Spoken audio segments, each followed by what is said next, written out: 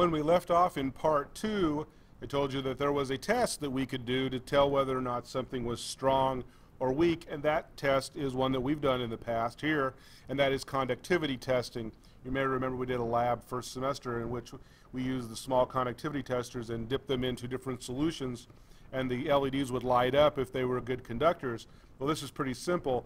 If it's a strong acid solution, it's an excellent conductor, because the conductors here are ions, and strong acids provide a lot of ions. And the opposite, weak acids will be poor conductors because they don't provide very many ions. There is a graphic on here. We have not mentioned bases too much so far. Pretty much everything that I've said about acids is going to be true for bases. Strong base solutions are excellent conductors. Weak base solutions are poor conductors. So the strong and weak definitions are no different than for bases. A strong base is completely ionized. A weak base is only partially ionized.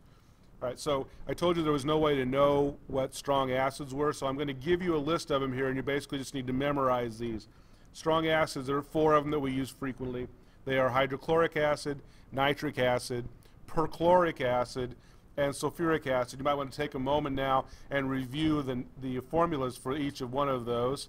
So I'm going to pause this now, or you can pause it, and we'll come back in a second.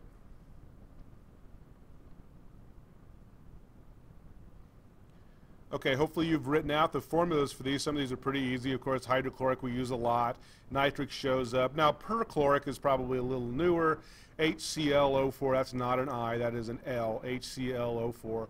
Probably need to change my font here. And sulfuric is a pretty common one. You may have that, H2SO4. So those are 4 common strong acids.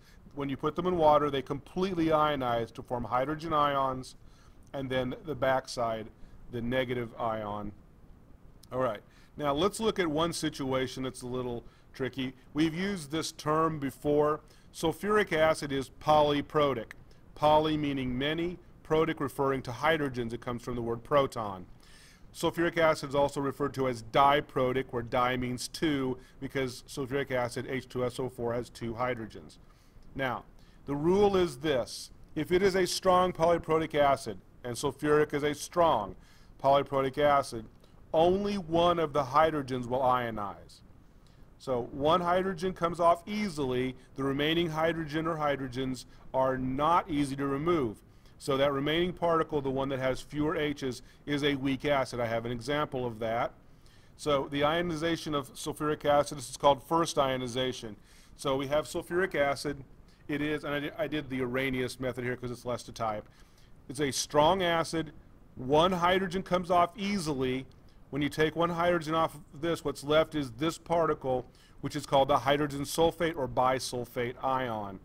Now, this was a strong acid. I wrote it small because it completely ionizes and loses one hydrogen, and it leaves this particle. But this particle still has a hydrogen. It is acidic, but it is a weak acid. So the hydrogen sulfate ion is a weak acid. So this reaction, again, will occur. Now, the HSO4 will lose one H, that's this, and become just a sulfate ion. Now you may have noticed something here.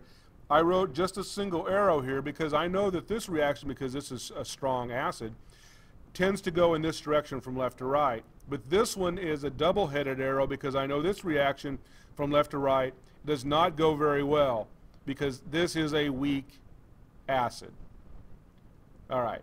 Now, the last thing we have to do here is to write out the different classes of acids. So in part 4, we'll wrap up with that.